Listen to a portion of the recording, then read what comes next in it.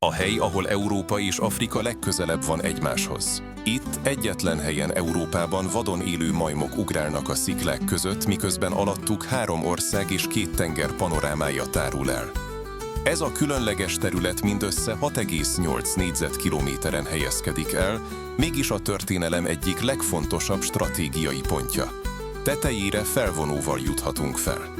A Skywalk üvegpadlójú kilátója 340 méter magasban nyújt lélegzetelállító panorámát. Mellette pedig a 71 méter hosszú Windsor függőhíd köt össze egy 50 méteres szakadékot.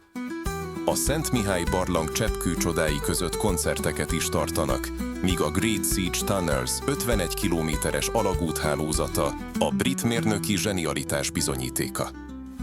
Ezeket az alagutakat 6 hét alatt kéziszerszámokkal vájták ki a 18. században.